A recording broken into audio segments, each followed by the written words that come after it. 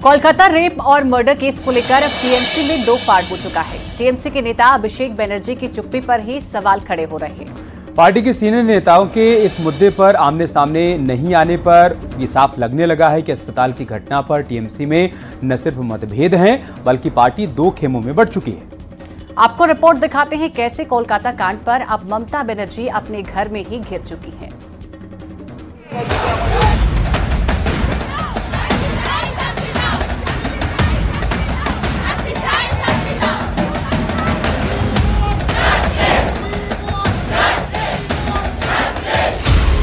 आरजीकर की घटना को लेकर टीएमसी में दो फाड़। क्या तृणमूल कांग्रेस के भीतर सब कुछ ठीक ठाक नहीं है? क्या कहती है अभिषेक बनर्जी की चुप्पी? पार्टी के भीतर ही उठने लगे हैं आलोचना के सुर।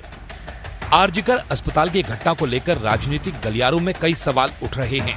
टीएमसी के भी कई नेताओं ने 9 अगस्त को आरजीकर मेडिकल कॉलेज में हुई घटना के बाद प्रशासन द्वारा उठाए गए कदमों पर सवाल उठाना शुरू कर दिया है। इस बीच पार्टी महासचिव अभिषेक बनर्जी की चुप्पी ने मामले को और गंभीर बना दिया है। पार्टी नेता कुणाल घोष ने भी इस मामले पर ममता बनर्जी के नेतृत्व में लड़ाई लड़ने की बात कहते हुए अभिषेक बनर्जी की चुप्पी पर सवाल उठा दिए। शीर्ष नेत्री ममता बंदोपाध्याय তিনি নেতৃত্ব দিচ্ছেন এবং আমাদের সেনাপতি সর্বভারতীয় সাধারণ সম্পাদক অভিষেক বন্দ্যোপাধ্যায়কেও সক্রিয়ভাবে এই লড়াইতে সামনে চাই। अभिषेक बंदोपाध्याय सक्रिय नहीं।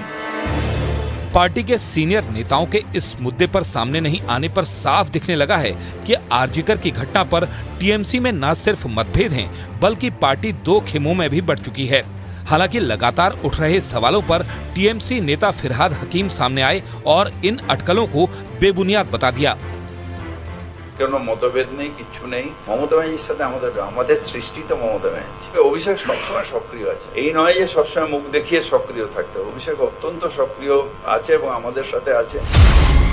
इस केस में 14 अगस्त की रात को अस्पताल में हंगामे और तोड़फोड़ की घटना पर अभिषेक बनर्जी ने एक्स पर पोस्ट कर इस हंगामे में शामिल लोगों को गिरफ्तार करने की मांग की थी।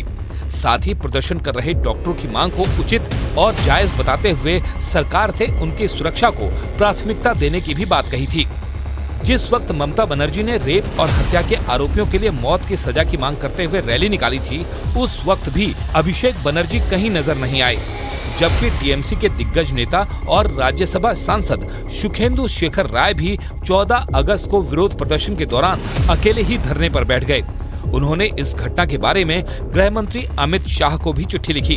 इतना ही नहीं, उन्होंने एक्स पर एक पोस्ट कर सीबीआई से प्रिंसिपल और कोलकाता पुलिस कमिश्नर को हिरासत में लेकर पूछताछ करने की भी अपील कर दी, जिसके बाद तथ्यात्मक रूप से गलत बातें लिखने के लिए रॉय को पुलिस ने भी तलब कर लिया।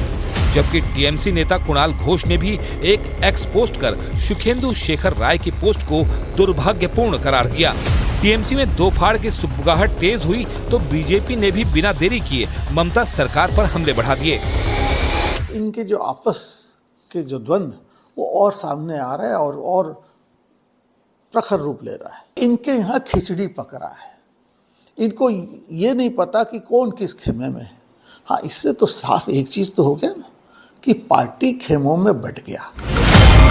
कोलकाता केस के बाद ममता बनर्जी घिरी हुई हैं और अगर पार्टी के नेता भी एकजुट नहीं रहे तो आने वाले दिनों में ममता बनर्जी की मुश्किलें और बढ़ सकती हैं। और लाख टके की बात में बस इतना ही। खबरें जारी हैं, आप बने हमारे साथ।